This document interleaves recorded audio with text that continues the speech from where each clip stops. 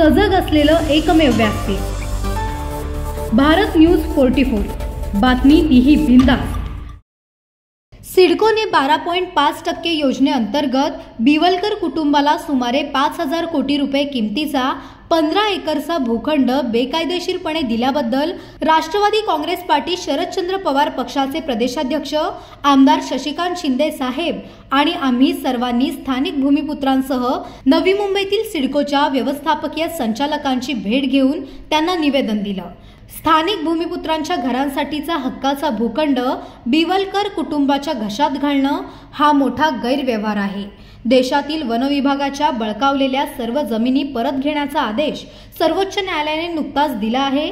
त्यानुसार बिवलकर कुटुंबाला बेकायदा पद्धतीने जमीन देण्याचा घेतलेला निर्णय रद्द करावा आणि 12.5% योजनेअंतर्गत खऱ्या प्रकल्पग्रस्तांनी केलेले दावे त्वरित मंजूर करण्याची मागणी यावेळी केली आहे।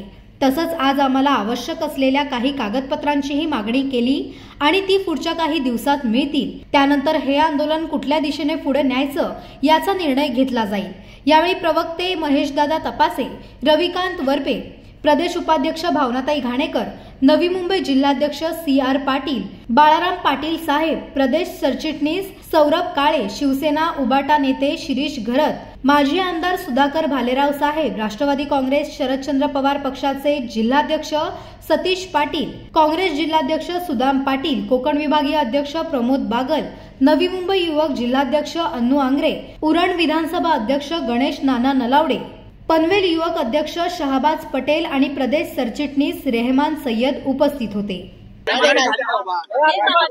सर, आज सिडकोवर आंदोलन करतायत, सिरसाटसाठी सगळं जे आहे भूखंड देण्यात आलं, काय प्रकरण नेमकी आज सिडकोवर मोर्चा काढताय आपण? एक तर काही दिवसांपूर्वी शशिकांत शिंदे साहेबांनी एक मोठा मोर्चा काढला होता, त्याच्यामध्ये इथं असणाऱ्या भूमिपुत्रांचे मुद्दे त्यांनी मांडले।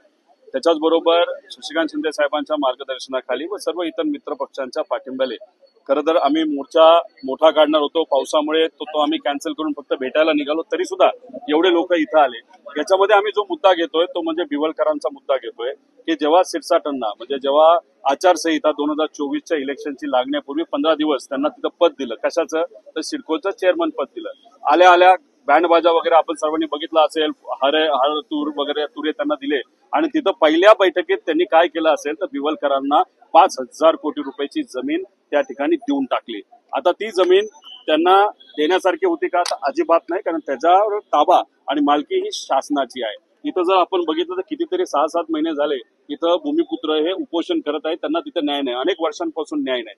आणि इथं बिवलकरांनी फक्त पैसा दाखवला, हिरवा रंग पैशाचा दाखवला आणि त्याच्यात तिथं सह्या झाल्या। याच्यात खूप मोठा भ्रष्टाचार झालाय आणि 5,000 कोटीवर हा भ्रष्टाचार थापेल असं नाही, हा 50 ते 60,000 कोटीवर जाईल। कारण बिवलकरांची अशी म्हणजे तशी डायरेक्ट नाही, सरकारच्या नावी असणारी जमीन ही 4,000 एकरच्या आसपास आहे आणि आकडा जर काढला तर तो खूप मोठा होतो। त्यामुळे सिरसाटांना राजीनामा हा द्यावाच लागेल। आता आम्ही जाऊन अधिकाऱ्यांशी चर्चा करणार आहोत, त्यांना पत्र देणार आहोत आणि आज जर आम्हाला सकारात्मक या सामान्य लोकांच्या बाजूने उत्तर जर नाही मिळालं तर शशिकांत शिंदे साहेबांच्या मार्गदर्शनाखाली गणपती उत्सव तिथं झाल्यानंतर खूप मोठा मोर्चा आम्ही तिथं काढू।